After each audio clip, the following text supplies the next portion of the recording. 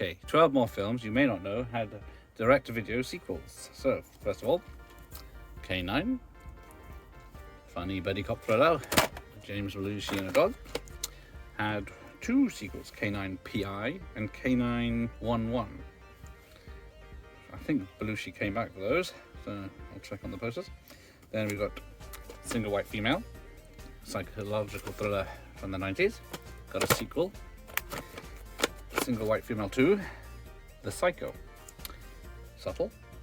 Then romantic drama, The Cutting Edge, about 2 people an ice hockey player brought in to be a ice dancer, directed by Starsky himself, Starsky and Hutch, who also did The Running Man. So we have not 1, not 2, but 3 sequels: Cutting Edge Chasing the Dream, Cutting Edge Fire and Ice, Cutting Edge Going for Gold.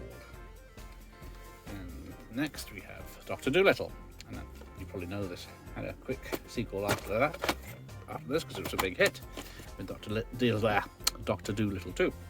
But then there are 3 more sequels. I think they all without Eddie Murphy, but about his daughter. So there's Dr. Dolittle 3, Dr. Dolittle $1 Million Mutts, and Dr. Dolittle Tale to the Chief. Enough said about that. And who remembers this great fantasy epic? Dungeons and Dragons, the movie, as it says on the side. It's not the worst film ever, but it did well enough to get 2 sequels: Dungeons and Dragons Wrath of the Dragon God, Dungeons and Dragons 3, The Book of Vile Darkness. Sounds charming. Next we've got Fern Gully, The Last Rainforest, the prequel to Avatar or whatever it was. So yeah, just when you thought that was done, it got a sequel, Fern Gully 2, The Magical Rescue. Next up, the misadvertised Kangaroo Jack, which he's barely in it, and the only talking bit is a dream sequence apparently. I have not seen it, but it was good enough to get a sequel, Kangaroo Jack, G'day USA. So I'm guessing he travels to America. And next up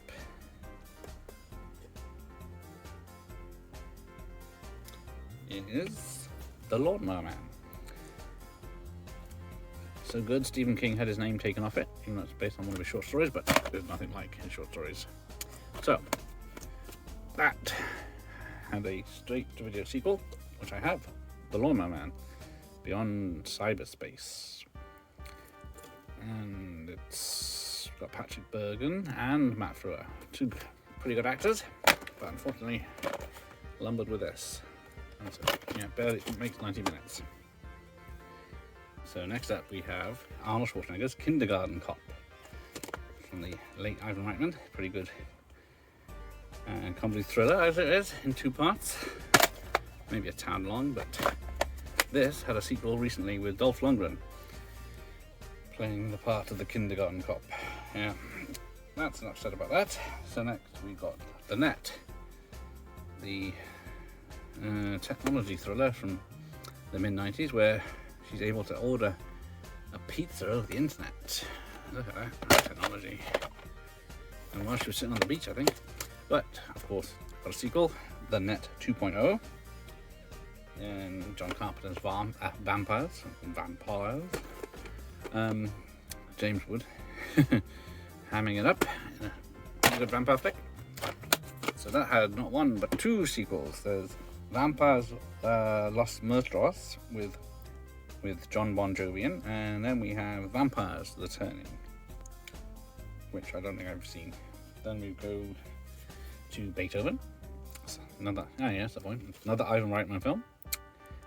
Don't think I've seen it, but it was very successful at the time, so it had a quick sequel as always with Charles Grodin returning. I think this is from the director of Canine, isn't it? Rod Daniel.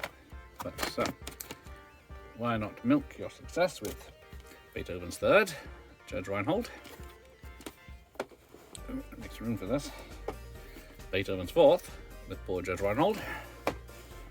And Beethoven's Fifth with John Larroquette. Oh dear. But there we go. 3 straight-to-video sequels about a big dog. There we go. Thank you for watching. Your end of the lesson.